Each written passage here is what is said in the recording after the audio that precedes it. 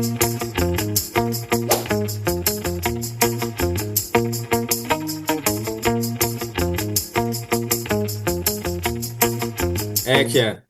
Assalamualaikum warahmatullahi wabarakatuh. Waalaikumsalam. Waalaikumsalam warahmatullahi wabarakatuh. Salam budaya. Halo semuanya, selamat datang di podcast kelompok kami. Hari ini kita mau ngobrol santai tapi serius, juga tentang agenda 3, manajemen ASN dan smart ASN. Saya, Muhammad Rizkullah, dan sudah ada teman-teman saya, Mahadianur, Ricky, Jihan, dan Teresia. Langsung aja, yuk kita mulai.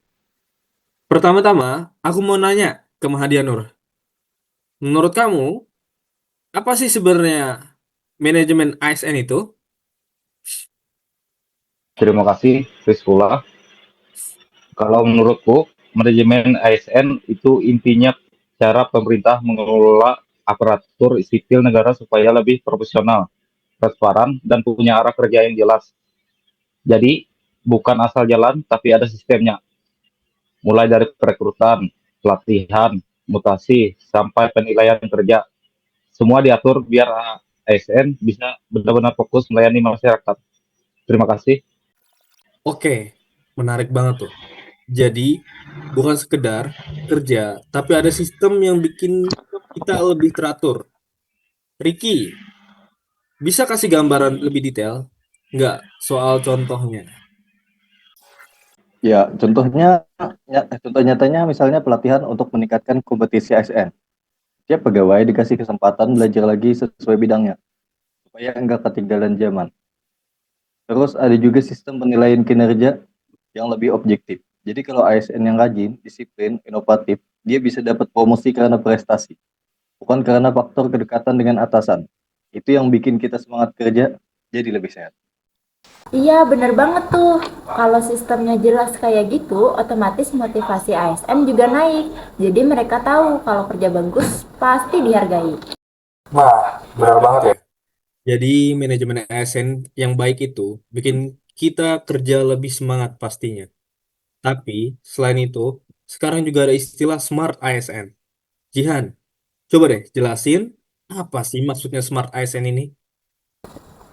Oke, Smart ASN itu konsep ASN masa depan. Jadi, ASN dituntut bukan cuma disiplin, tapi juga harus cerdas, melek teknologi, dan adaptif sama perubahan. Misalnya, sekarang pelayanan publik udah banyak yang berbasis digital. Kalau ASN nggak bisa ngikutin, nanti masyarakat yang rugi. Jadi, Smart ASN harus punya integritas inovatif dan bisa menghadapi tantangan zaman. Kayak gitu, Kariskuwa. Wah.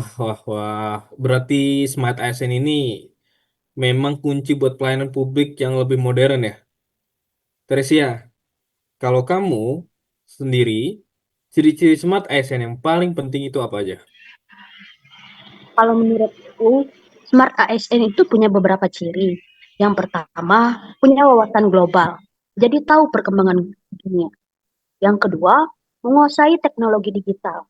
Karena sekarang hampir semua kerjaan butuh IT. Ketiga, kreatif dan inovatif. Bisa nyari solusi baru, bukan cuma ikut rutinitas. Keempat, bisa kerjasama alias kolaboratif. Karena kerjaan ASN itu nggak bisa jalan sendirian. Dan yang terakhir, tetap punya integritas. Karena tanpa itu semua, yang lain jadi nggak ada artinya, Bang Rizkullah. Oke, setuju banget sih kalau soal itu. ASN yang pinter tapi nggak punya integritas malah bisa bahayain banget gak sih? Nah, sebelum kita tutup, aku mau tanya lagi nih. Mahadianur, kalau kamu bayangin ASN di masa depan, kira-kira bakal seperti apa? Kayak gimana? Yang aku bayangin, ASN masa depan itu harus lebih dan pastinya dekat dengan masyarakat.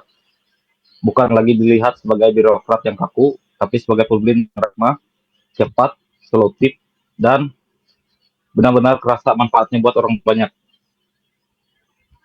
Iya, setuju. Dan nggak kalah juga penting juga, ASN masa depan juga harus bisa kerja di lintas sektor. Misalnya BPBD kerjasama dengan kesehatan atau pendidikan, biar pelayanan lebih terpadu. Oke, nah obrolan kita udah lumayan lengkap nih. Jadi bisa disimpulkan ya. Manajemen ASN itu soal bagaimana ASN mengelola biar profesionalitas dan akuntabel. Sementara Smart ASN itu gambaran ASN dengan contoh cerdas, inovatif, melek teknologi, tapi tetap berintegritas di lingkup kantornya. Terima kasih banyak buat teman-teman sudah sharing. Semoga podcast ini bermanfaat. Wassalamualaikum warahmatullahi wabarakatuh. Waalaikumsalam warahmatullahi wabarakatuh. Betul.